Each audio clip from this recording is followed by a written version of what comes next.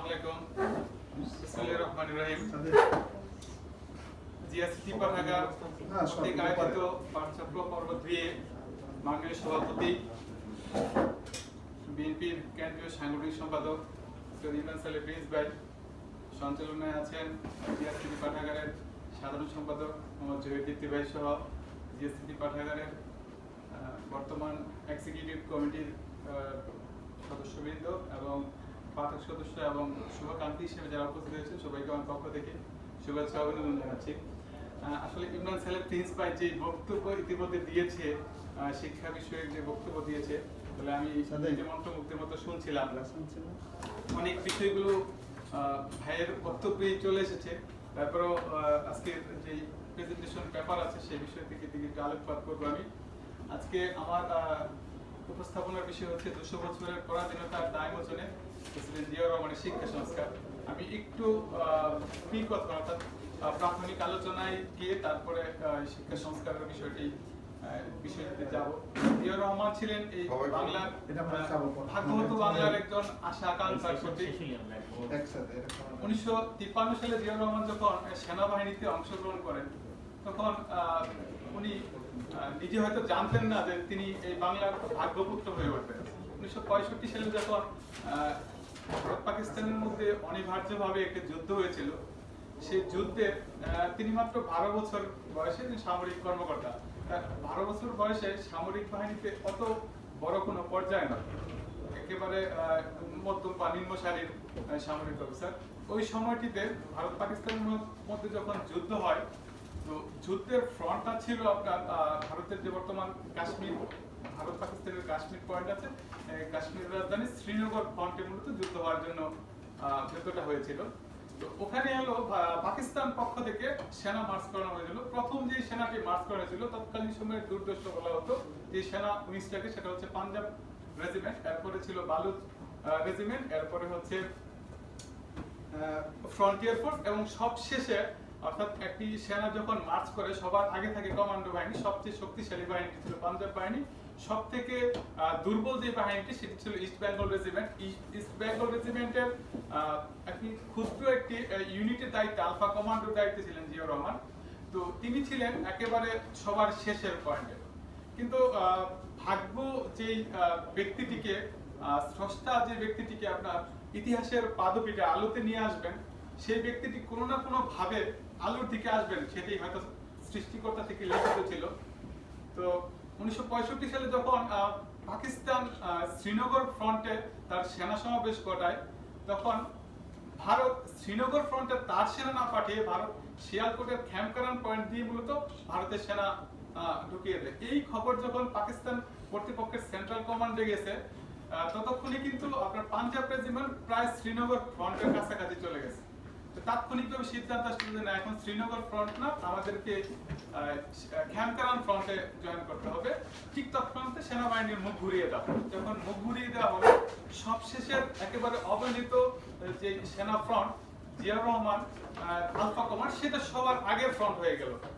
Central command থেকে জিয়াউর রহমানের কমান্ডকে নির্দেশ করা হলো যে আমাদের মূল ফোর্স অর্থাৎ পাঞ্জাব রেজিমেন্ট, ফ্রন্টিয়ার ফোর্স এবং বালুচ রেজিমেন্ট আসার আগ পর্যন্ত আমাদেরকে খ্যামকারান পয়েন্টে যে যুদ্ধ হচ্ছে, এটি ভারতের সেনাবাহিনীকে আটকে রাখতে হবে, অর্থাৎ তাদেরকে প্রতিরোধ যেটা বলে আর কি, যে সময় ক্ষেপণ করতে হবে। তো যে ব্যক্তিটি আসলে ইতিহাস হওয়ার জন্য জন্মই নিয়েছে, তার দ্বারা রক্ষণাত্মক কোনো ভূমিকা নেওয়া আসলে অনেক কঠিন কাজ ছিল। জিয়াউর রহমান ওই সেন্ট্রাল কমান্ডের নির্দেশকে এক ধরনের অমান্য করে সে আক্রমণ করে বসলো, রক্ষণাত্মক ভূমিকা বাদ দিয়ে আক্রমণাত্মক ভূমিকা নিল, এবং সেই আক্রমণাত্মক ভূমিকার কারণে ভারতের সপ্তদশ রাজপুত ইউনিট এবং মারাঠা লাইট ইনফ্যান্ট্রি ইউনিট, এই দুইটা ছিল একদম সামনের ইউনিট ভারতের পক্ষ থেকে। সেই দুইটা ইউনিট একদমই ছোট্ট একটা ফোর্সের কাছে বিপর্যস্ত হয়ে যায়। বিপর্যস্ত হয়ে যাওয়ার পরে যখন আপনার পাঞ্জাব ফোর্স বা বেলুচ রেজিমেন্টগুলো যখন আবার খ্যামকারান পয়েন্টে আসলো, এসে দেখে যে ছোট্ট এক কোম্পানি, জিয়াউর রহমানের এক কোম্পানি পুরো ভারতের সেনাবাহিনীকে লণ্ডভণ্ড করে দিয়েছে। এই সময়টায় আপনার পুরা সেনা বাহিনীর ভিতরে জিয়াউর রহমান একজন অনবদ্য বীর হয়ে উঠেছেন। তো যারা বাংলাদেশের বাংলাদেশ বলতে তৎকালীন সময়ে পুরো পাকিস্তান, এই বাংলাকে পুরো পাকিস্তানের মধ্যে যারা মূলত জনগণের সচেতন অংশ, তারা মনে মনে এক ধরনের এই বীরটির প্রতি এক ধরনের শ্রদ্ধা চলে আসছিল এবং তারা এই বীরটিকে বাংলার ভাগ্যপুত্র হিসেবে এক ধরনের কামনা করছিল। এই জিনিসগুলো বোঝা যায়। তার পরবর্তীতে যখন বাংলাদেশের রাজনীতিক আকাশে পাকিস্তানের সাথে এক ধরনের নিষ্পেষণের শিকার হয়ে যখন বাংলাদেশ স্বাধীনতার ঘোষণার দ্বার প্রান্তে চলে আসলো, যখন বাংলাদেশ আসলে দিশাহীন, রাজনৈতিক নেতৃবৃন্দের অরাজনৈতিক সুলভ কার্যকলাপের জন্য একদম দিশাহীন একটা জাতির মধ্যে ভঙ্গুর অবস্থার মধ্যে পড়লো, 25শে মার্চের সেই রাতে জিয়াউর রহমান কিন্তু ত্রাতা হয়ে জাতির ত্রাতা হয়ে স্বাধীনতার ঘোষণা দিলেন। নিজে একটি সেনাবাহিনী একটি সেনা উইংসের সেক্টর কমান্ডার হলেন এবং পরবর্তীতে ফোর্স অধিনায়ক হলেন এবং নিজে সরাসরি সমরাঙ্গনে সরাসরি যুদ্ধ করা জিয়াউর রহমানকে অনেকেই আপনারা অনেক সময় খেয়াল করবেন যে জিয়াউর রহমান নাকি সমরাঙ্গনে যুদ্ধ করেনি, এরকম অনেক সময় বলবে যে শুধু কমান্ড দিয়েছে, এরকম অনেক কথা আপনারা শুনবেন। কিন্তু আমি ইতিহাসের সত্যানুসন্ধান দিয়ে আপনাদেরকে আমি দিচ্ছি, ডিপেন্ড করছি জিয়াউর রহমান নিজে কামালপুর যে যুদ্ধ প্রমাণ ছিল, যেটা হলো বাংলাদেশের তৎকালীন সময় সবচেয়ে দুর্ধর্ষ যুদ্ধ ছিল, সেখানে নিজে উপস্থিত থেকে সরাসরি কমান্ড দিয়েছেন এবং নিজে যুদ্ধ করেছেন এবং ওই যুদ্ধের মধ্যে আপনার আহত হয়েছিল অনেকজন সেনা, সেই আহত সেনাদেরকে নিজে কাঁধে করে জিয়াউর রহমান ওখান থেকে আবার নিয়ে এসেছিলেন। তো এই ধরনের অপপ্রচারগুলো জিয়াউর রহমানের বিরুদ্ধে চলতে থাকে, আমরা আসলে ভালোভাবে ডিপেন্ড করতে পারি না বিধায় এই অপপ্রচারগুলো আরো গতি পেয়েছে। যাই হোক, আজকে আলোচনার বিষয়বস্তু সেদিকে নয়। তার পরবর্তীতে জিয়াউর রহমান যখন বাংলাদেশটি স্বাধীন হয়ে যায়, জিয়াউর রহমান কিন্তু আবারও একজন সৈনিকের যে কাজ, রাষ্ট্রের সার্বভৌমত্ব রক্ষা করা, সেই ব্যারাকে তিনি আবার ফিরে গেলেন। রাজনৈতিক নেতৃবৃন্দের প্রতি পূর্ণাঙ্গ আস্থা এবং ভরসা রাখলেন, কিন্তু রাজনৈতিক নেতৃবৃন্দ তাদের যে দায় দায়িত্ব যে বিষয়গুলো ছিল সেগুলোতে পালনে ব্যর্থ হয়েছেন। রাষ্ট্রের সর্বগ্রাসী আপনার দুর্নীতিক ব্যবস্থা, অব্যবস্থাপনা এবং যে শৃঙ্খল, মানে একেবারে লেজে গুবুর অবস্থায় রাষ্ট্র যখন চলাচল করছিল, রাষ্ট্রের মধ্যে যখন একাধিকভাবে কু হয় এবং সেই কুতে 15ই আগস্ট 1975 রাষ্ট্রের রাষ্ট্রপ্রধান শেখ মুজিবুর রহমান নিহত হওয়ার পরবর্তীতে রাষ্ট্রের যে রাজনৈতিক ব্যবস্থাপনা, সেটা কিন্তু এক ধরনের অনিশ্চয়তার কু পাল্টা কু চলছিল। 7ই নভেম্বর সিপাহী জনতার অভ্যুত্থানের মাধ্যমে যখন জিয়াউর রহমান ইতিহাসের পাদপীঠের মধ্যে চলে আসেন, তখন সামরিক তখন তিনি তো যাই হোক রাজনৈতিক বক্তব্যের দিকে যাচ্ছি না, তিনি তারপর চলে আসলেন। ওই সময় বিচারপতি সায়েম তখন রাষ্ট্রপতি ছিল। রাষ্ট্রপতি থাকা অবস্থায় রাষ্ট্রের অতিরিক্ত দায়িত্ব সামরিক বাহিনীর প্রশাসক হিসেবে জিয়াউর রহমান তার দায়িত্বটা নিয়েছিলেন। তার পরবর্তীতে 17 এপ্রিল 1977 21 এপ্রিল যখন জিয়াউর রহমান রাষ্ট্রপতি সায়েম যখন পদত্যাগ করেন, জিয়াউর রহমান রাষ্ট্রপ্রধান হিসেবে নিজে দায়িত্ব নেন। জিয়াউর রহমান রাষ্ট্রপ্রধান হিসেবে দায়িত্ব নেওয়ার পরবর্তী সময়ে এই বাংলার যে শিক্ষা ব্যবস্থা যে ছিল, অর্থাৎ জাতি গঠনের যে প্রধান হৃৎপিণ্ড, যেটা শিক্ষা ব্যবস্থাকে হৃৎপিণ্ড বলা হয়, সেই হৃৎপিণ্ডের কি চিকিৎসা করেছিলেন, হৃৎপিণ্ডটাকে কিভাবে পরিপূর্ণ করেছিলেন, সেই ব্যবস্থাপনাটি আজকে আমার আলোচনার বিষয়বস্তু হয়েছিল। 1972 সালে রাষ্ট্রের যে সংবিধান হয়েছিল জিয়াউর রহমানের আগে, সেই সংবিধানের 15 ধারায় আপনার একটি শিক্ষা বিষয়ে বর্ণনা করা হয়েছিল এবং বর্তমান যে সংবিধান আছে আমাদের গণপ্রজাতন্ত্রী বাংলাদেশের, সেই সংবিধানের 17 ধারায় কিন্তু এই শিক্ষার বিষয়ে বিস্তারিত বলা হয়েছে। কিন্তু শিক্ষার বিষয়ে বিস্তারিত বলা হলেও রাষ্ট্রের যে আপনার যে ধরনের একটি শিক্ষা ব্যবস্থা হলে একটা রাষ্ট্র একটা মজবুত ভিত্তির উপর দাঁড়ায়, সেই ভিত্তি কিন্তু ওই শিক্ষা ব্যবস্থা বা ওই নীতি আদর্শ কিন্তু বাস্তবায়িত হয়নি, যার দরুন জিয়াউর রহমান তার এই শিক্ষা সংস্কারের দিকটা বারবার আলোচনা করার জন্য গিয়েছেন। দেশকাল বা অবস্থার প্রেক্ষাপটে কিন্তু শিক্ষা ব্যবস্থাও একই রকম হয়। যে শিক্ষা ব্যবস্থা আমার জন্য পারফেক্ট, সেটা আমেরিকার জন্য নাও পারফেক্ট হতে পারে। তো আমার জনসংখ্যা যেই রকম ভাবে আপনার এই বিশাল জনসংখ্যার যে অংশটা আছে, সেই জনসংখ্যাকে নতুন ভাবে জিয়াউর রহমান শিক্ষানীতি চালু করার জন্য আপনার একটি ব্যবস্থা গ্রহণ করেছিলেন। এই শিক্ষানীতির বেসিসটা কি হবে? এই শিক্ষানীতির বেসিসটা হবে স্বদেশ প্রেম, এই শিক্ষানীতির বেসিসটা হবে জাতীয় স্বাতন্ত্র্য, এই শিক্ষানীতির বেসিসটা হবে জাতীয়তাবাদের দর্শন। জিয়াউর রহমান মূলত এই ভিত্তিটাকে ধারণ করি নতুন করে শিক্ষা ব্যবস্থা চালু করেন। 14ই সেপ্টেম্বর 1978 বাংলাদেশের শিক্ষা ব্যবস্থার জন্য একটি মাইলফলক দিন। এই দিনটিতে জিয়াউর রহমান সারা বাংলাদেশের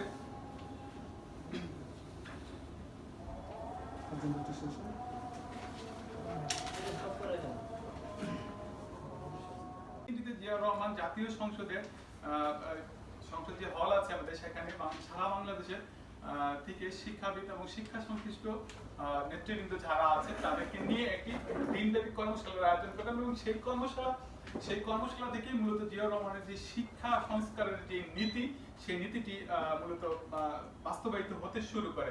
14ই সেপ্টেম্বর 1978 জিয়াউর রহমান যখন এই তার বক্তব্যটি শেষ বক্তব্য মানে তিনি সামারাইজ করেছিলেন, সমাপনী বক্তব্য দিচ্ছিলেন, তিনি সমাপনী বক্তব্যটা শুরুটাই করেছিলেন প্রিয় আমি একটু দেখে বলি, কারণ কোট আনকোট জিয়াউর রহমানের বক্তব্য শুরু হয়ে গেলে আমি একটু দেখে বলি যে প্রিয় সুধী মণ্ডলী, আজকে আমরা এখানে একত্রিত হয়েছি কেবল কিছু বক্তৃতা বা মতামত শুনতে নয়, একত্রিত হয়েছি কিছু সমস্যার সমাধান করতে। যে সমস্যা আমাদের শিক্ষাক্ষেত্রে সমস্যাগুলো অত্যন্ত জটিল এবং এগুলোর সমাধানও কঠিন, কারণ এসব সমস্যা একদিন বা 2 দিনের নয়, কয়েক বছরের নয়, জমে উঠেছে 200 বছরের পরাধীনতার ফলে। আপনারা হয়তো দেখেছেন যে 200 বছরের পরাধীনতার দায় আমার আজকের বক্তব্যের টাইটেলটি হয়েছে যে 200 বছরের এই শব্দটা আসলে আমি জিয়াউর রহমানের বক্তব্য থেকেই নিয়েছি, যে 200 বছর ব্যাপী আমাদের যে শিক্ষা ব্যবস্থা চলছিল সেই শিক্ষা ব্যবস্থা কেমন ছিল। আর এইরকম আরেকটি বক্তব্য জিয়াউর রহমান 26শে অক্টোবর 1978 ঢাকা বিশ্ববিদ্যালয়ের টিএসসিতে যখন আমাদের উনি বক্তৃতা করছিলেন, তিনি সেখানে বলেছিলেন যে 200 বছরের ব্রিটিশ শাসনের অন্যতম কারণ ছিল আমরা কখনো ঐক্যবদ্ধ ছিলাম না এবং আমাদের বিভক্তির সুযোগ নিয়ে ব্রিটিশরা পলিটিক্স এন্ড ডিভিশন এই ব্যবস্থা ফলো করে আমাদের ভাগ্যের কোনো পরিবর্তন করতে দেয়নি। এই যে এছাড়াও আপনার সাংবাদিক হেদায়েত মোর্শেদ, আমি এই কোটটা এখান থেকে নিয়েছি, একজন জিয়া নামে একটা বই আছে, এই বইটি এখানেই আছে। তো এই বইয়ের মধ্যে তিনি জিয়াউর রহমানের প্রেস সেক্রেটারি ছিলেন, হ্যাঁ, হেদায়েত মোর্শেদ, উনি একটি বই লিখেছেন। ওই বইটিতে তিনি একাধিকবার যে আমাদের এই পরাধীন বাংলা 200 বছর ব্যাপী আমাদের যে শিক্ষা শোষণ হয়েছে সেই বিষয়টি বারবার এই বইটি তিনি উল্লেখ করেছিলেন।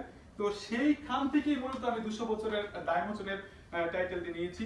কিন্তু এখনই আমাদের আমাকে একটু ফ্ল্যাশব্যাকে যেতে আসলে 200 বছর আগের যে বাংলা বা আমাদের যে শিক্ষা ব্যবস্থা আসলে কেমন ছিল, এই বাংলায় পড়তো কারা, পড়াতো কারা, স্কুল কলেজ কি পরিমাণ ছিল, বা এই লেখাপড়া বা যে শিক্ষা ব্যবস্থা ছিল সেই শিক্ষা ব্যবস্থায় শিক্ষিত হয়ে এই বাংলার মানুষজন যারা ছিল নাগরিক কিভাবে তাদের ভাগ্যের উন্নয়ন ঘটেছে। এই জন্য আমাকে একটু পিছনে ফিরে যেতে হয়। 1781 সালে ওয়ারেন হেস্টিং প্রথম এই বাংলার অঞ্চলে একটি মাদ্রাসা প্রতিষ্ঠা করেন, কলকাতা মাদ্রাসা, যা বর্তমানে আলিয়া মাদ্রাসা হিসেবে প্রতিষ্ঠিত আছে। তারপরে 1791 খ্রিস্টাব্দে জোনাথন ডানকান বারাণসী থেকে সংস্কৃত কলেজ নামে প্রতিষ্ঠা করেন। এই অবস্থায় থাকেন। 1800 সালে লর্ড ওয়েলসলি যখন আপনার ফোর্ট উইলিয়াম কলেজ প্রতিষ্ঠা করেন, সেই ফোর্ট উইলিয়াম কলেজটা প্রতিষ্ঠা করার পেছনের কারণটিও কিন্তু অত্যন্ত বাংলাদেশের জন্য খুব মর্মাহত ছিল, যে এই বাংলার যারা আপনার শিক্ষিত শ্রেণী হবে সেই শিক্ষিত শ্রেণীদের সাথে আপনার ব্রিটিশরা কাজ করবে এবং তারা ওই সাধারণ জনগণকে কিভাবে বুঝিয়ে রাখবে, এরকম একটা শিক্ষা দর্শন নিয়ে কিন্তু তারা মূলত এই ফোর্ট উইলিয়াম কলেজ কাজ করছে। তার পরবর্তীতে 1813 সালে ব্রিটিশরা সরাসরি শিক্ষা ব্যবস্থা নিয়ে কথা বলে এবং 1835 সালে শিক্ষা ব্যবস্থায় ব্রিটিশরা ইংরেজি মাধ্যমকে ব্রিটিশ শিক্ষা বাংলাদেশে বাংলা বলতে তখন বৃহৎ বাংলা শিক্ষা ব্যবস্থা ইংরেজি মাধ্যম চালু করেন। কিন্তু এই ইংরেজি মাধ্যম চালু করার পরেও যে আসলে এই শিক্ষার দৃষ্টিভঙ্গিটি কেমন ছিল, এই শিক্ষার দৃষ্টিভঙ্গিতে আমি তৎকালীন সময়ের গভর্নর লর্ড ম্যাকাউলের একটি কোট আপনারা হয়তো খেয়াল করেছেন এখানে, যে সেখানে আপনার স্পষ্টভাবে লেখা আছে ইন্ডিয়ান ইন এ ব্লাড। আপনার হচ্ছে বিষয়টা এরকম যে আমি দেখতে আপনার চামড়ায় বা দেখতে আমি হবো ইন্ডিয়ানদের মতো, কিন্তু আমি English in test, in morals, in intellectual, অর্থাৎ আমার বিবেক বুদ্ধি চলাফেরা সবকিছু ইংরেজদের মতো, অর্থাৎ একটা ঔপনিবেশিক সিস্টেম, যে সিস্টেমটির মাধ্যমে আমাদেরকে শোষণ করা যায় এরকম একটি ব্যবস্থাপনা কিন্তু আপনার এরা চালু করেছিল। তার পরবর্তীতে ব্রিটিশদের থেকে ভিন্ন হয়ে যখন আমরা পাকিস্তানের অধীন হয়ে যাই এই বাংলার অংশ, তৎকালীন সময়ে পাকিস্তানের শিক্ষা ব্যবস্থায় শিক্ষা নীতিতে কি ছিল সেটা কিন্তু আমি আমার এই পেপারে লিখেছি, যে এখানে আহমেদ সফার রক্তাক্ত বাংলার একটি কোট করেছি আমি পাকিস্তানের শিক্ষানীতির বিষয়ে। সেখানে হচ্ছে ইসলামী শিক্ষানীতি, এবং সেই ইসলামী শিক্ষানীতির মধ্যে আমাদের এই অংশের অর্থাৎ পুরো পাকিস্তানের অংশের মানুষজনকে কিভাবে হেয় প্রতিপন্ন করা হতো, আমাদেরকে যে আপনার কি বলে ফরমাইশি ইতিহাস দ্বারা কিন্তু আমাদেরকে এরকম বলা হতো যে এই বাংলায় যারা বসবাস করে তারা কেউই এই বাংলার ক্ষেত্রজ সন্তান নয়, অর্থাৎ এরা কেউ এই মাটির অরিজিন সন্তান নয়, এরা হচ্ছে হলো ইরান তুরান বা অন্যান্য জায়গা থেকে আগত বিভিন্ন মানুষের সন্তান। এরা হচ্ছে একটা কম্বাইন্ড জাতি, এদেরকে একতাবদ্ধ করতে হইলে বা এদেরকে যেই শিক্ষা দিতে হবে সেটা ইসলামী শিক্ষা দিতে হবে, অন্য কোনো ব্যবস্থা অর্থাৎ আপনি কারিগরি শিক্ষা ব্যবস্থা চলবে না, এখানে কোনো নিজস্ব চিন্তা চেতনা অর্থাৎ তার মেধা মগজ মনন যেভাবে গড়ে উঠে সেই সকল ব্যবস্থাপনা যাতে গড়ে না উঠতে পারে, এই ব্যবস্থাপনা কিন্তু পাকিস্তান সরকার চালু করেছে। তো এই সামগ্রিক ব্যবস্থাপনাগুলোর একটা পূর্ণাঙ্গ আবয়ব থেকে মুক্তি দিতেই কিন্তু জিয়া রহমান এই শিক্ষা সংস্কারের দিকে মূলত মুভমেন্টটা তার করেন। তো জিয়া রহমান যে 14ই সেপ্টেম্বর 1978 যে আমাদের যে দিনব্যাপী যে কর্মশালাটি হয়েছিল, সেখানে একটি বক্তব্যের মধ্যে তিনি বলেছেন যে আমাদের নতুনত্ব সৃষ্টি করতে হবে, পুরাতন দিনের নীতি পদ্ধতি দিয়ে চলবে না, বর্তমানে আমরা যেভাবে চলছি সেভাবে চললেও হবে না, যদি হতো তবে আমরা এই সমস্যাগুলো সমাধান হয়ে যেত, আর যদি সমস্যাগুলো সমাধান হয়ে যেত তবে আমরা এখানে 10-12 ঘন্টা বসে থাকতাম না। তাই আমাদের নতুন করে চিন্তা ভাবনা করতে হবে, নতুনত্ব আনতে হবে, কিন্তু সেই নতুনত্ব এমন নতুনত্ব হবে যা জনগণের কাছে গ্রহণযোগ্য হবে। হ্যাঁ, যদি আমরা এমন কিছু জনগণের সামনে নিয়ে যাই যা জনগণের জন্য গ্রহণযোগ্য হবে না, তবে যত তাড়াতাড়ি আপনারা এটি বানান না কেন সেই রিপোর্ট কোনো লাভই হবে না। ইন্টেরিয়াম নীতি বা অন্তর্বর্তীকালীন নীতি বা দীর্ঘমেয়াদী নীতি খুব ভালো কথা, নিশ্চয়ই 3 মাসের মধ্যে পারবেন। 3 মাসের মধ্যে যদি নাও পারেন ক্ষতি নেই, কারণ আপনারা তো 200 বছরের সমস্যার সমাধান করতে চেষ্টা করছেন।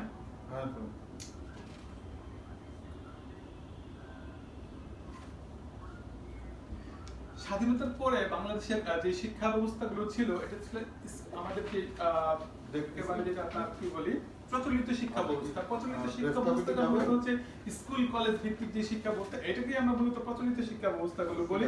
সেই প্রচলিত শিক্ষা ব্যবস্থাগুলোতে কিন্তু এক ধরনের আপনার পরীক্ষা নিরীক্ষার মধ্যে বিভিন্ন বিষয়বস্তুর মধ্যেই যাচ্ছিল। তো জিয়া রহমান বিশ্বাস করতেন যে শিক্ষা হচ্ছে মানুষের রাজনৈতিক, সামাজিক এবং সাংস্কৃতিক বিকাশের মূল উপাদান। তাই শিক্ষাকে যদি আপনার একটি জায়গায় সোজা না করে দাঁড়ানো যায়, শিক্ষাকে যদি একটি ফ্রেমবদ্ধ করা না যায়, তবে কিন্তু জাতির উন্নতির জন্য যে প্রধান উপাদান সেটি কিন্তু জাতি গঠনের ব্যর্থ হবে। 1978 সালে মোস্তফা বিন কাসিমকে প্রদান করে একটি শিক্ষা উপকমিটি গঠন করেন। সেই শিক্ষা উপকমিটি 1979 সালের 8 ফেব্রুয়ারি অন্তর্বর্তীকালীন শিক্ষানীতি হিসেবে একটি শিক্ষানীতি প্রণয়ন করেন।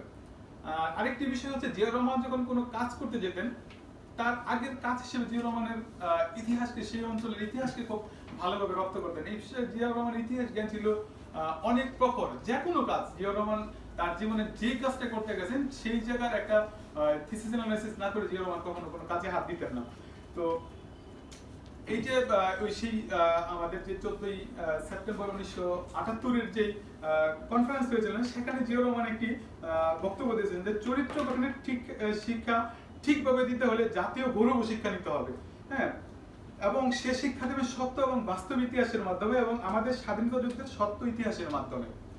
হ্যাঁ, যতদিন আমরা আমাদের জাতীয় সত্যকে, আমাদের যে একটা জাতীয় ইতিহাস আছে, এই সত্যকে ঠিকভাবে এস্টাবলিশ করতে পারবো, ততদিন জাতি হিসেবে আমাদের গৌরব আসবে না। এটা সত্যি কথা, আজ পর্যন্ত আমাদের স্বাধীনতার ইতিহাস সঠিকভাবে লিখতে সক্ষম হয়নি।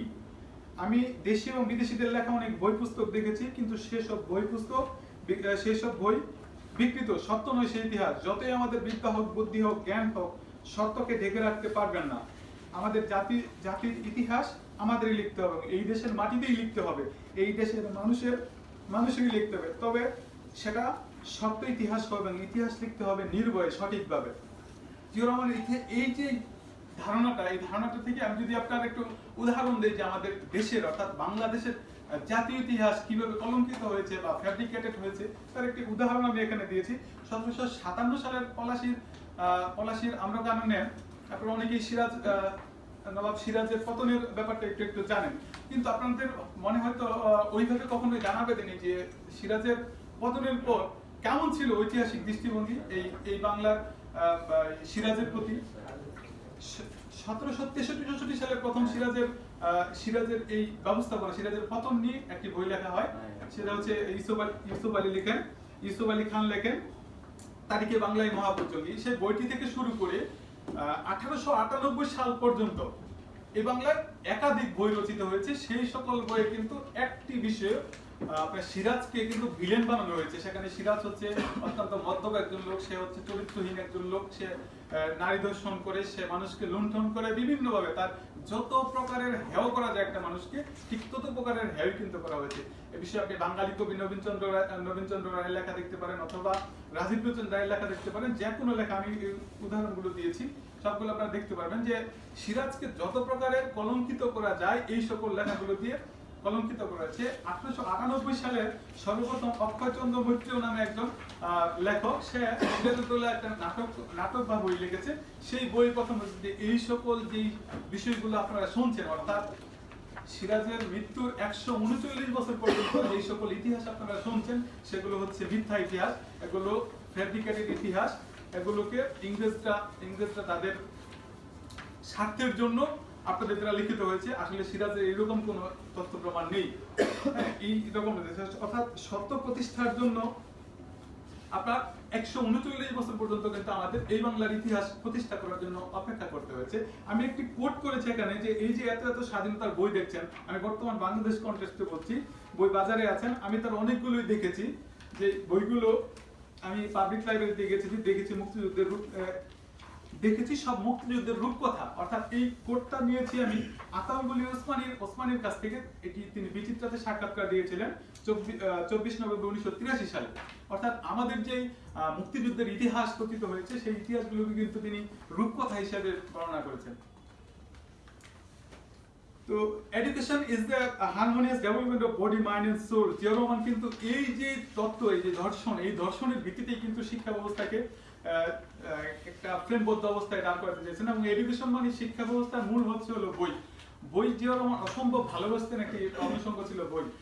আপনারা হয়তো অনেকে পড়েছেন আপনার জিয়াউর রহমানের হিজবুল বাহারের একটি সাক্ষাৎকার ভিত্তিক বই। সেই সাক্ষাৎকার ভিত্তিক মৌলিক একটি গ্রন্থ আছে আমাদের প্রয়াত কবি আল মাহমুদের লেখা তৃষিত জলধি। যখন আমি পড়ছিলাম তখন আমার নিজের ভিতরে একটা আন্দোলিত হচ্ছিলাম আমি, যে একজন প্রেসিডেন্ট একটি প্রমোদ ভবনে গিয়েছে, তার সাথে 2-3 হাজার নতুন শিক্ষার্থী, নতুন শিক্ষা সফরে গিয়েছে। সেই শিক্ষা সফরে 2-3 হাজার শিক্ষার্থী আছে, যে শিক্ষার্থীগুলো হচ্ছে বাংলাদেশের সকল শিক্ষা প্রতিষ্ঠানের ফার্স্ট হওয়া বা ক্লাসের 1, 2, 3 রোল নং এই টাইপের ছেলেগুলো। তাদের মধ্যে যেখানে হলো জিয়াউর রহমানকে একটু প্রফুল্ল বা গল্প গুজব করার কথা, বা সমুদ্রের মধ্যে গেলে আমরা আসলে একটু হারিয়ে যাই, এরকম হওয়ার কথা, সেখানে কিন্তু জিয়াউর রহমান ডেকের উপর বসে, আল মাহমুদ তার লেখায় বলছিল, ডেকের উপর দাঁড়িয়ে জিয়াউর রহমান একাই বসে পড়ছিলেন। অর্থাৎ বইয়ের প্রতি জিয়াউর রহমানের যে অনবদ্য প্রেম, সেই প্রেমটি কিন্তু তার জীবদ্দশায় সর্বদাই তিনি মানে দেখিয়ে দিয়েছেন, একটা মেসেজ দিয়ে গেছেন। এই বইয়ের আধার হচ্ছে গ্রন্থাগার। এই গ্রন্থাগার মানে লাইব্রেরি। এই লাইব্রেরি কিন্তু আসলে যে আজকে আমরা একটা লাইব্রেরিতে বসে আজকের এই কি বলে পাঠচক্রটি করছি, এই লাইব্রেরি, টমাস কার্লাইন নামে একজন তাত্ত্বিক আছেন, তিনি লাইব্রেরির আবার বিভিন্ন প্রকারভেদ আছে। যেমন এইটা হচ্ছে একটা ছোট পরিসরের লাইব্রেরি, এটা আবার সবার জন্য উন্মুক্ত হইতো। এটা যদিও সবার জন্য উন্মুক্ত, কিন্তু এখন তো আওয়ামী লীগের বাঁচবে না। তো এইটার মধ্যে আরেকটা ভাগ আছে গণগ্রন্থাগারকে টমাস কার্লাইন বলেছেন যে জনগণের বিশ্ববিদ্যালয়। অর্থাৎ একজন বিশ্ববিদ্যালয়ে পড়তে হলে তো একটা ছাত্রের দরকার আছে, কিন্তু একজন 80 বছর বয়স্ক একজন লোক কিন্তু ছাত্র হইতে পারে সেই পাবলিক লাইব্রেরিতে গেলে। জিয়াউর রহমান 1980-81 অর্থ বছরে লাইব্রেরির প্রয়োজনীয়তা উপলব্ধি করে আপনার বাংলাদেশের 345টি, তৎকালীন সময় 345টি থানা ছিল, 345টি থানা বা উপজেলায় আপনার কিন্তু একটি করে পাবলিক লাইব্রেরি কাম অডিটোরিয়াম বড় করে প্রকল্প হাতে নিয়েছিলেন। কিন্তু দুঃখের বিষয়, সেই প্রকল্পটি আপনার বাস্তবের মুখ দেখে এর পরবর্তী সরকার সেটিকে আর টেনে নিয়ে যায়নি। তো জিয়াউর রহমান এই যে শিক্ষা চেতনার যে বিষয়বস্তুগুলো দাঁড় করিয়েছেন, তার আরেকটি বিষয় বলি, সেটা হচ্ছে হলো যে আগামী 5 বছর আমাদের আসলে কঠিন সময়। এ পরীক্ষা বেঁচে থাকার পরীক্ষা, স্বাধীনতা এবং সার্বভৌমত্বের সমুন্নত রেখে বিশ্বের দরবারে একটি শক্তিশালী আত্মমর্যাদা সম্পন্ন জাতি হিসেবে নিজেদের অস্তিত্ব ধরে রাখার পরীক্ষা। এতে সফল হতেই হবে, কারণ সাফল্যের কোনো বিকল্প নেই। 1 জুলাই 1980 দ্বিতীয় পাঠশালা কর্মসূচির উদ্বোধন অনুষ্ঠানের বক্তব্যে জিয়াউর রহমান বলেছিলেন। এই বক্তব্যের মাধ্যমে জিয়াউর রহমান দ্বিতীয় বিপ্লবের কর্মসূচি হিসেবে তার আরেকটি কর্মসূচি হিসেবে নিয়েছিলেন। দ্বিতীয় বিপ্লবের কর্মসূচিটি ইমাম প্রিন্স ভাই তার বক্তব্যে স্পষ্ট করেছেন যে নিরক্ষর তার যে অভিশাপ থেকে জাতিকে মুক্ত করার অভিযানটি ছিল মূলত দ্বিতীয় বিপ্লবের কর্মসূচি। সাধারণ মানুষকে আপনার কারিগরি শিক্ষায় শিক্ষিত করে তোলার নামই ছিল কিন্তু এই দ্বিতীয় বিপ্লবের কর্মসূচি। এই দ্বিতীয় বিপ্লবের কর্মসূচিটির আরেকটু ব্যাখ্যা প্রয়োজন। 1977 সালের 30 এপ্রিল বিএনপির যে ম্যাগনা কার্টা হিসাবে প্রতিষ্ঠিত আছে আমাদের 19 দফা, সেই 19 দফায় কিন্তু 19 দফার 9 নং দফায় কিন্তু আপনার এই শিক্ষা বিষয়টা, জাতির যে শিক্ষা বিষয়টা, সেটা কিন্তু আপনার বর্ণনা করা আছে যে দেশকে নিরক্ষরতার অভিশাপ থেকে মুক্ত করতে হবে, এটা বলা আছে। 1980 সালের 21 ফেব্রুয়ারি সিলেটের গোলাপগঞ্জ থেকে এই নিরক্ষরতা কার্যক্রমটিকে আনুষ্ঠানিকভাবে উদ্বোধন করা হয়, যে সারা বাংলাদেশে নিরক্ষরতা মুক্ত অভিযান চালানো হবে। যে নিরক্ষর থাকা ভালো নয়, এটি একটি অভিশাপ। যারা শিক্ষা পেয়েছেন তারা নিরক্ষরকে শিক্ষিত করে তোলেন। এইটাকে হলো একটা জাতীয় কর্মসূচি হিসাবে গ্রহণ করা হয়েছে। রংপুরের নলডাঙ্গা ইউনিয়ন সফরকালে জিয়াউর রহমান এই বিষয়টিকে আহ্বান জানিয়ে শুরু করেছিলেন। তো এই যে গণশিক্ষার কর্মসূচি, এই গণশিক্ষার কর্মসূচির মাধ্যমে জিয়াউর রহমান চাচ্ছিলেন যে একটা জাতিকে যদি একটা শক্ত মেরুদণ্ডের উপর দাঁড় করাতে হয়, তাহলে শিক্ষাটাকে একেবারে একটা শক্তিশালী ভিত্তির উপর দাঁড় করাতে হবে। যে শুধুমাত্র ছাত্র যারা আছে, যারা ছাত্রদেরকে একটা ভালো ওয়েল অর্গানাইজ ফর্মে একটা পাঠ্যক্রম দিলাম, তারা ভালো শিক্ষা প্রতিষ্ঠান পেলো, ভালো অবকাঠামো পেলো, তারা শিক্ষিত করে গেল। কিন্তু আমার যে ছাত্রদের বাইরেও বর্তমান সময়ে যে আমি একটি নতুন দেশ পেয়েছি, যে দেশের অনেকাংশের 80% লোক যেখানে প্রায় নিরক্ষর, সেখানে আমি এত বিশাল সংখ্যক লোককে শিক্ষার বাইরে রেখে আমি এই দেশের উন্নয়ন করা আমার দ্বারা সম্ভব নয়। তো এই জন্য এই যে নিরক্ষরতার যে অভিশাপ আছে, সেই অভিশাপ থেকে মুক্ত করার জন্যই কিন্তু মূলত এই নিরক্ষর মুক্ত অভিযানটা চালু করেছিলেন। জিয়াউর রহমানের মৃত্যুর 50 দিন আগে 10 এপ্রিল 1981 সাল জাতীয় সংসদে এটি জিয়াউর রহমানের শেষ বক্তব্য ছিল। সেই বক্তব্যে জিয়াউর রহমান বলছিলেন যে দ্বিতীয় পঞ্চবার্ষিক পরিকল্পনায় প্রাথমিক শিক্ষার উপর সবচেয়ে গুরুত্ব আরোপ করা হয়েছে। 1985 সালের মধ্যে 1,35,35 লক্ষ শিশুকে প্রাথমিক শিক্ষা প্রদান করা হবে। এই প্রকল্প বাস্তবায়নের জন্য সরকারের 378 কোটি টাকা ব্যয় হবে। দেশের নিরক্ষরতা দূরীকরণের বৈপ্লবিক কর্মসূচির অধীনে ইতিমধ্যে 27 লক্ষ নিরক্ষর লোক সাক্ষরতা লাভ করেছে। অর্থাৎ অতি অল্প সময়ের ভিতরে জিয়াউর রহমানের যে গণসাক্ষরতা কর্মসূচি যেটা শুরু করেছিলেন, সেই কর্মসূচির মাধ্যমে কিন্তু একটা বিশাল সংখ্যক মানুষকে তিনি নিরক্ষর মুক্ত করতে পেরেছিলেন। এই যে একটা সাক্ষরতা যে আপনার একটা কর্মসূচি, এই কর্মসূচি কিন্তু তৎকালীন সময় আমার বাবা আমার বাবার অধীনে কিন্তু একটা শিক্ষা স্কোয়াড, একাধিক শিক্ষা স্কোয়াড চলেছিল, যেটা ইমাম প্রিন্স ভাই বলছিলেন যে ওখানে আপনার একাডেমিক যে আমাদের যে ডিগ্রি পাওয়ার শর্ত হিসাবে জুড়ে দেওয়া হয়েছিল যে আপনাকে আরেকজনকে শিক্ষা দিতেই হবে। এই যে বাস্তবতা, সেই বাস্তবতায় যে 1,46,205টি শিক্ষা স্কোয়াড গঠন করেছে পুরো বাংলাদেশে, যে 1,46,000 যে শিক্ষা স্কোয়াড গঠন করে। এখানে আপনার 3,91,205 জন শিক্ষক, অর্থাৎ শিক্ষক বলতে এরা কিন্তু শুধু শিক্ষক নয়, একেবারে যে ধারায় শিক্ষক নয়, ছাত্র শিক্ষক, অর্থাৎ নিরক্ষর মুক্ত একজন মানুষের কাছে কিন্তু যে অক্ষর জ্ঞান জানে সেই শিক্ষক, ABCD শিখাইতে পারে সেই শিক্ষক। এরকম 245টি থানায় নৈশ বিদ্যালয় স্থাপনের পরিকল্পনা হাতে নেই। এবং এই যে একটা কর্মসূচি, এই কর্মসূচি কিন্তু অভূতপূর্ব সাড়া ফেলেছিল। জাতীয় গণমাধ্যম, টেলিভিশন এবং প্রিন্ট মিডিয়া দুটিতে কিন্তু এই গণশিক্ষার কর্মসূচিটি অনেক ভালোভাবে ফলো করে ছাপা হয়েছিল। এবং অতি অল্প সময়ের ভিতরে কিন্তু 35 লক্ষ লোককে নিরক্ষর মুক্ত করা সম্ভব হয়েছিল এই কর্মসূচিটির মাধ্যমে। তো যাই হোক, কর্মসূচিটি তৎকালীন বাস্তবতায় কতটা কার্যকরী এবং জনমুখী ছিল আসলে আপনারা কতটা ধারণ করতে পারছেন আমি বুঝতে পারছি না। যাই হোক, এই বিষয়ে আরো একটু হয়তো ভাই বলেছে আরো হয়তো বিষয় বলবে, কারণ অভিজ্ঞতার দিক থেকে ভাই আমার অনেক সিনিয়র। তো বাংলা ভাষা বা বাংলার প্রতি জিয়াউর রহমান কিন্তু একটু জিয়াউর রহমানের যে শিক্ষা ব্যবস্থা, শিক্ষা বা তার পুরো সময়টাই কিন্তু চলেছে বাংলার বাইরে। তার কর্মক্ষম যে সময়টা সেটা ছিল। তো অনেকেই দেখবেন যে অভিযোগ করে যে বাংলার প্রতি জিয়াউর রহমান একটু ছিল, বাংলা জানতেন না, এরকম অনেক শুনবেন যে সংসদে প্রাইম মিনিস্টার পর্যন্ত বলে, বর্তমান প্রাইম মিনিস্টার পর্যন্ত বলে যে জিয়াউর রহমান বাংলা বলতে পারতেন না, এরকম বলে। কিন্তু জিয়াউর রহমান যে শিক্ষানীতি চালু করতে চাইছিলেন, প্রথম যে শিক্ষানীতির ব্যাপারে যারা এই কথা বলে তারা বলে যে উনি ইংলিশে দেখে বাংলায় বক্তৃতা করতেন। আওয়ামী লীগের অনেক বুদ্ধিজীবীদের লেখায়, বিশেষ করে গাফফার চৌধুরীর মতো একটা লোক, জ্ঞান পাপী, তার লেখা এটা আছে।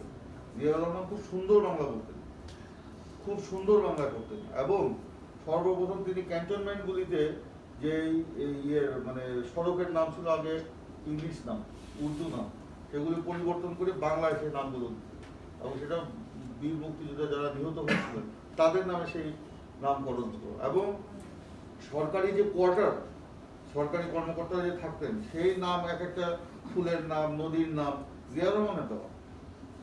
যে বাংলার প্রতি তার যদি দরদ না থাকতো তো উনি এটা কেন করতেন? ভুয়া কথা। বাংলায় ওনার লেখা আপনারা পড়ছেন, ওই যে বিভিন্ন বইয়ে ওনার মানে ডায়েরি থেকে লেখা, তো বাংলায় লিখছেন। ওনার আত্মীয় স্বজনদের চিঠি লিখছেন, বাংলায় লিখছেন। উনি কি এখানে উর্দুতে আর ইংরেজিতে লিখছেন? এগুলো হলো ওনার বিরুদ্ধে অপপ্রচারের, ঘৃণ্য অপপ্রচারের, এটা সবচেয়ে নিকৃষ্টতম অপপ্রচারের একটা অংশ। শেষ করি, প্রশ্ন উত্তর করবো আছে যে জিয়াউর রহমানের ক্ষেত্রে আমি একটু কোট করছি যে বাংলা ভাষাটাকে অনেকে বলেন যে আমাদের বাংলা ভাষাটা একটু কঠিন। আসলে ব্যাকরণের বিশ্বের যত ভাষা আছে, ভাষাভাষী বিষয় আছে, তার ব্যাকরণগত দিক যদি খুঁটিনাটি করেন, বাংলা ভাষাটার ব্যাকরণগত দিক একটু কঠিন, তুলনামূলকভাবে একটু কঠিন অন্য ভাষাতে। একেবারে ইন্দো ইউরোপীয় ভাষাগোষ্ঠীর যতগুলো ভাষা আছে সেই ভাষার ব্যাকরণগত দিক অনুযায়ী বাংলা ভাষার ব্যাকরণগত দিক একটু কঠিন। তো জিয়াউর রহমান এই জন্য একটু বর্ণনা করেছেন যে অনেকে বলে থাকেন আমাদের বাংলা ভাষা একটা কঠিন ভাষা আর এর ব্যাকরণ খুবই কঠিন, এই ভাষাকে সহজতর করতে চান, অনেকে বলে থাকেন করলে ভালো হবে এবং সেটা আপনারাই করতে পারবেন।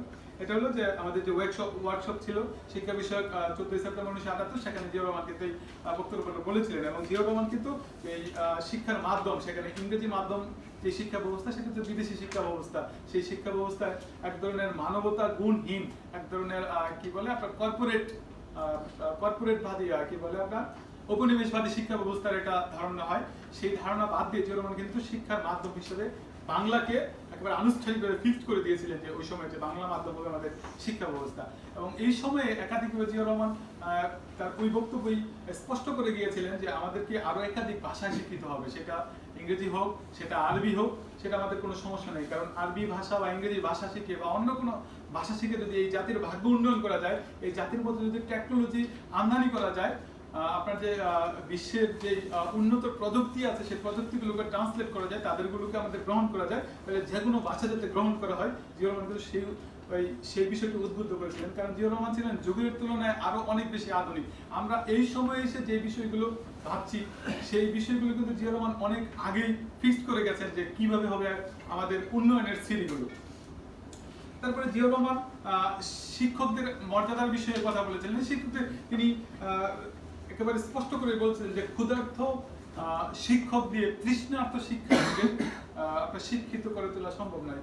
শিক্ষকের নিজেরই যদি অন্নবস্ত্র বাসস্থানের আপনার সংস্থান না হয়, সেখানে কিভাবে আপনার শিক্ষার্থীকে তিনি শিক্ষা দেবেন, এই বিষয়টা কি জিয়াউর রহমান খুব ভালোভাবে সংযোগ করতেন। 1980 সালে জিয়াউর রহমান এই বিষয়টি কি প্রাধান্য দিয়ে কি বলে অভিন্ন চাকরিবিধি এবং জাতীয় বেতন স্কেলের প্রারম্ভিক স্কেলে 50% তাদেরকে দিয়ে তাদেরকে শিক্ষকদের একটা মর্যাদার দিক, তাদেরকে আর্থিক অনটনের জন্য কোনো শিক্ষকের শিক্ষা কার্যক্রম ব্যাহত না হয়, সেই বিষয়টিকে তিনি খুব ভালোভাবে নিয়েছিলেন। এবং এই যে ইমরান সালেহ প্রিন্স ভাই যে বক্তব্য বলছিলেন যে কারিগরি শিক্ষার উপর কতটা জোর দিয়েছিলেন জিয়াউর রহমান, সেই বিষয়টি আমি এর পরের বিষয় ছিল যে আমাদের শিক্ষাক্ষেত্রে যেসব বিষয়ের প্রাধান্য থাকতে হবে, এটা 14 সেপ্টেম্বর 1978 সালে তিনি তার বক্তব্যে বলেছিলেন যে বিজ্ঞান এবং কারিগরি শিক্ষা, টেকনোলজি শিক্ষা এবং কৃষি শিক্ষা এবং একাধিক ভাষা হ্যাঁ, কোন পর্যায়ে কয়টি ভাষা হবে,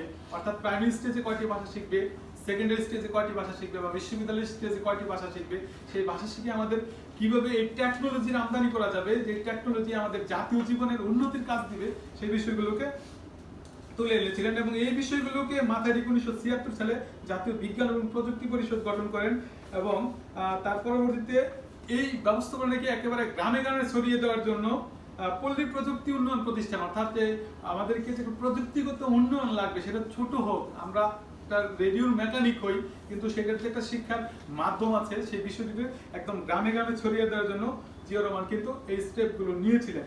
এই যে আজকে আলোচনা করছি, আলোচনার শেষ দিকে আমি প্রায় চলে এসেছি। শেষ দিকে একটু বলছি যে বর্তমান বাংলাদেশে যে শিক্ষা ব্যবস্থা প্রচলিত আছে সেটি হচ্ছে 2010 সালে প্রণীত শিক্ষা ব্যবস্থা। এর আগে বাংলাদেশে আরো 6টি শিক্ষা কমিশন বা শিক্ষা প্রতিবেদন প্রতিষ্ঠিত হয়েছিল। হ্যাঁ, যেমন বাংলাদেশের যে প্রথম শিক্ষা কমিশন, যে ক্ষুদা শিক্ষা কমিশন, যে শিক্ষা কমিশনটি আসলে একটু এখনো পর্যন্ত এই শিক্ষা কমিশনটিকে নিয়ে বিতর্ক করা হয় যে একটি নব্য স্বাধীন দেশের শিক্ষা ব্যবস্থা হিসেবে আসলে কি এই ক্ষুদা শিক্ষা কমিশন পারফেক্ট ছিল কিনা, যে সেকুলার ভিত্তিক যে শিক্ষা ব্যবস্থা তৎকালীন সময়ে চালু করা হয়েছিল সেই শিক্ষা ব্যবস্থা বাংলাদেশের জন্য পারফেক্ট ছিল কিনা, এটা কিন্তু আজও একটি বিতর্কের বিষয় হয়ে ওঠে। অথবা এই শিক্ষা ব্যবস্থা সারা বাংলাদেশকে ধারণ করার মতো শিক্ষা ব্যবস্থা ছিল কিনা। তো তার পরবর্তীতে অন্তর্বর্তীকালীন শিক্ষা কমিশন শিক্ষানীতি ছিল, যে কাজী জাফর আব্দুল বাতেন, যেটা হলো আপনার বলেছে যে মোহাম্মদ বিন কি বলে, আমি বলেছি 1978 সালে যে কমিশন করেছিল সেটা দিয়েছিল। জিয়াউর রহমানের সময় এই একটি শিক্ষা ব্যবস্থা এই নিয়ে কাজ করার মতো সময় পেয়েছিলেন, কারণ তখন শাসনকাল ছিল খুবই অল্প সময়ে। একটা ফ্রেম ওয়াইজ যে শিক্ষানীতি প্রণয়ন, সেটার জন্য যে পরিমাণ সময়ের দরকার বা যে পরিমাণ আপনার অবকাঠামো বা যেই ধরনের কর্মসূচি নেওয়া দরকার, সেটা কিন্তু তিনি সময় পাননি। একেবারে ফ্রেম ওয়াইজ যে একেবারে পারফেক্ট একটি শিক্ষা ব্যবস্থা হিসেবে চালু করা যায় জাতির জন্য, সেটা কিন্তু তিনি দিয়ে যেতে পারেননি সময়ের অভাবে। কিন্তু কি দিয়ে দিতে চাইছিলেন জাতিকে তা কিন্তু ইতিমধ্যে আমি আমার বক্তব্যে তুলে আনার চেষ্টা করেছি, যে জিয়াউর রহমান তার বক্তব্যের মাধ্যমে যে জাতিকে মেসেজ দেওয়ার চেষ্টা করেছেন, যে এই জাতিকে কি দেওয়ার চেষ্টা করেছিলেন শিক্ষা নীতি হিসাবে। তো যাই হোক, পরবর্তী সময়ে আচ্ছা, বর্তমান শিক্ষা ব্যবস্থা সম্বন্ধে আমি একটু সমালোচনার অংশবিশেষ যাই।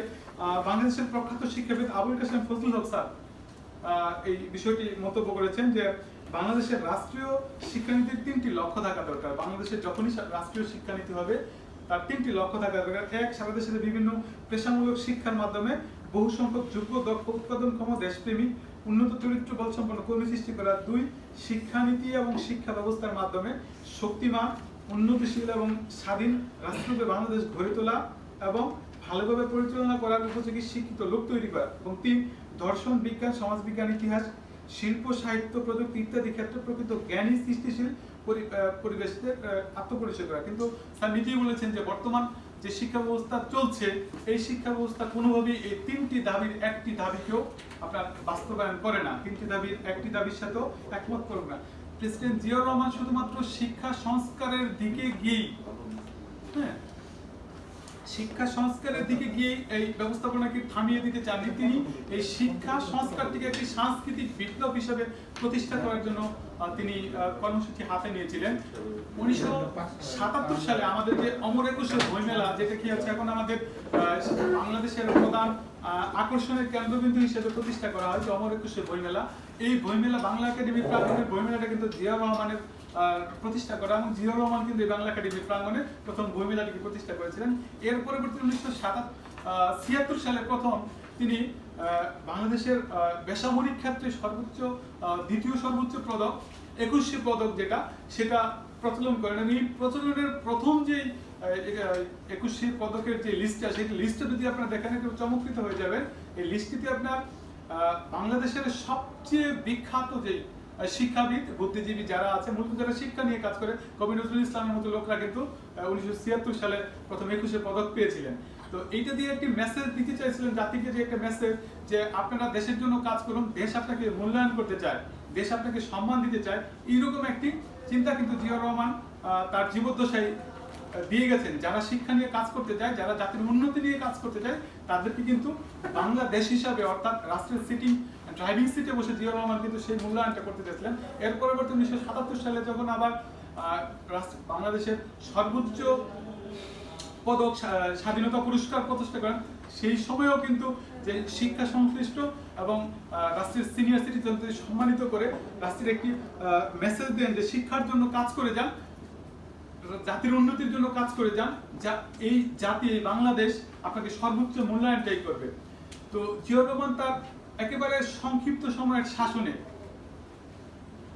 যে শিক্ষা নীতি, যে শিক্ষা সংস্কার চালু করে গিয়েছিলেন, সেই শিক্ষা সংস্কারটা কিন্তু এখনো আমাদের কাছে একটা রোল মডেল। এখনো যে শিক্ষা ব্যবস্থা আমাদের মধ্যে চলছে, সেই শিক্ষা ব্যবস্থা নিয়ে আপনার অনেক কি বলে আপনার আলোচনা সমালোচনা হচ্ছে, এটি কি আসলে পারফেক্ট কিনা, কিন্তু হিসাবের কি বলে আমাদের কোষ্ঠী পাথরের নিক্তিতে দেখছি যে জিয়াউর রহমান যে জিনিসটি প্রতিষ্ঠা করতে চেয়েছিলেন এবং সময় স্বল্পতার জন্য প্রতিষ্ঠা করতে পারেননি, সেই বিষয়গুলোই কিন্তু আমাদের জন্য এখনো পর্যন্ত প্রাসঙ্গিক।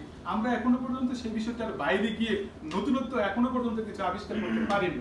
যাই হোক, জিয়াউর রহমানের যে আনুষ্ঠানিক শিক্ষা সংস্কারের যে স্বপ্নটি ছিল, সেই স্বপ্নটি পরবর্তী সামরিক শাসন এসে, স্বৈরাচারী শাসক এসে বাধাগ্রস্ত করে দেয়।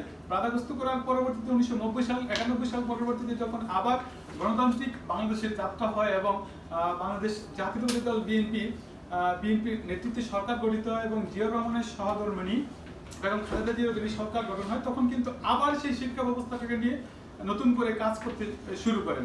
এই সময়ে প্রাথমিক শিক্ষাকে অবৈতনিক করা, নারী শিক্ষায় অভূতপূর্ব উন্নতি সাধন করে, নারীদের অবৈতনিক শিক্ষা, উচ্চ মাধ্যমিক পর্যন্ত অবৈতনিক শিক্ষার ব্যবস্থা করা হয়।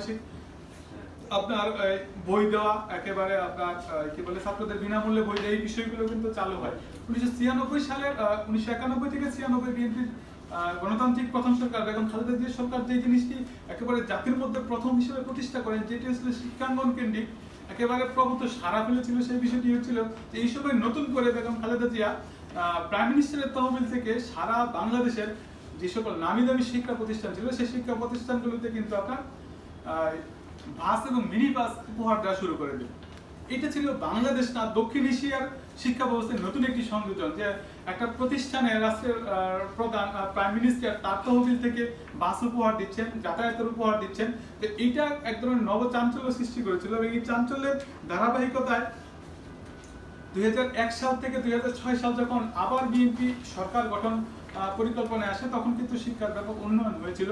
সবচেয়ে বেশি যে বিষয়টি আমাকে আকর্ষণ করেছে, আমি এই সময়ের শিক্ষা ব্যবস্থায় শিক্ষা পাওয়া একজন ছেলে বলছি, তো এই সময়ে বাংলাদেশের নকলের বিরুদ্ধে একটা মহোৎসব চলেছিল, তার আগের সরকারদের পৃষ্ঠপোষকতায়, সরকারের পৃষ্ঠপোষকতায় বলবো।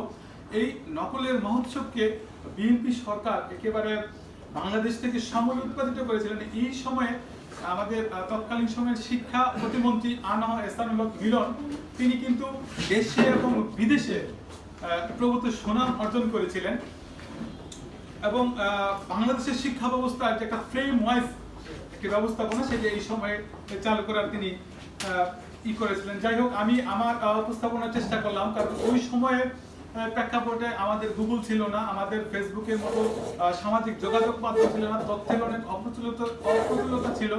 আমি আমার সীমিত সামর্থ্যের ভিতরে আমি চেষ্টা করেছি জিয়াউর রহমানের যে স্বল্পকালীন সময়ে যে শিক্ষা সংস্কারের বিষয়গুলো আছে সেগুলো একটু একটু করে উঠিয়ে আনার জন্য। তবে এখানে আমি জিয়াউর রহমানের কোনো প্রাতিষ্ঠানিক যে কি বলে অবকাঠামোগত শিক্ষা সংস্কারের বিষয়টি উঠিয়ে আনিনি, কারণ আমি জিয়াউর রহমানকে মনে করি তিনি একজন রাষ্ট্রনায়ক বেঁচে থাকা তার পলিসিতে, তার অবকাঠামোগত উন্নয়নে নয়। জিয়াউর রহমানের আজকের যে বিষয়গুলো বলেছি সে তার পলিসিগত বিষয়, জিয়াউর রহমান কি নীতি নিতে চেয়েছিলেন। এখন 2টা বড় বিল্ডিং, 3টা ফ্লাইওভার বানাইলে একটা রাষ্ট্রনায়ক কখনো বেঁচে থাকতে পারে না, এটা সাধারণ মানুষের কাজ হতে পারে, ফ্লাইওভার ইঞ্জিনিয়াররা বানাইতে পারে, কিন্তু রাষ্ট্রনায়কের দৃষ্টিভঙ্গি থাকে শুধু